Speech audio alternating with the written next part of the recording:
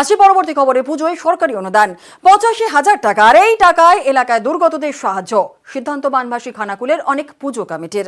বাজেটেও কাটছাট। এদিকে প্লাবিত পাঁশকুড়ায় নম করে পুজোর আয়োজন।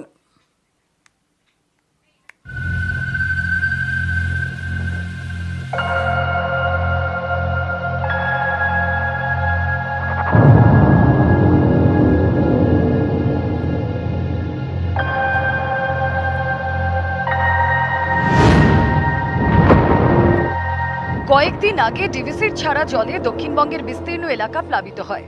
হুগলির খানাকুলেরও বেশ কিছু জায়গা ভেসে যায়। এই পরিস্থিতিতে এবছর পুজোয় আর জাঁকজমক নয়, বরং দায়িত্ব পালন। সরকারি অনুদানের টাকায় প্রাণ বিলির সিদ্ধান্ত। এলাকার দুর্গতদের পাশে খানাকুলের অনেক পুজো কমিটি। গভর্নমেন্টের ৮৫,০০০ টাকা পাই, ওটা সাধারণ মানুষের কাজে লাগানোর চেষ্টা করব, যাতে দুস্থ মানুষ, এই যে বন্যা পীড়িত মানুষের সাহায্যে লাগে। এই বছর আমরা ইচ্ছা করেছি যে এই টাকাগুলো নিয়ে যাদের ঘর বাড়ি ডুবে গেছে, যাদের অনেক ক্ষয়ক্ষতি হয়েছে, তাদেরকে আমরা কিছু এগুলো সাহায্য করার জন্য চেষ্টা করব। পুজো যেটা হতো অনেক বড় করে, সেটা এইবারে ছোট করে একটু হবে। পুজোয় সরকারি অনুদানকে দুর্গতদের কাজে লাগানোর পাশাপাশি মোটের ওপর বাজেটেও কাটছাট। এবছর পুজোয় খরচ কমিয়ে বিধ্বস্তদের পাশে দাঁড়ানোর ভাবনা। বাজেটটাকে আমরা প্রায় 50% মতো নামিয়ে নিয়েছি কম। আমরা এবারে চিন্তা ভাবনা করছি যারা বন্যা দুর্গত ক্ষয়ক্ষতি হয়েছে, বাড়ি ঘর পড়ে গেছে বা খেতে দিতে পাইনি বা এ হয়েছে, তাদেরকে আমরা শাড়ি, কম্বল, খাবার কিছু প্যাকেট দেওয়া যাচ্ছে। পুজোর সময় আমরা ষষ্ঠীর দিন দেবো, এরকম প্রোগ্রাম আমাদের আছে।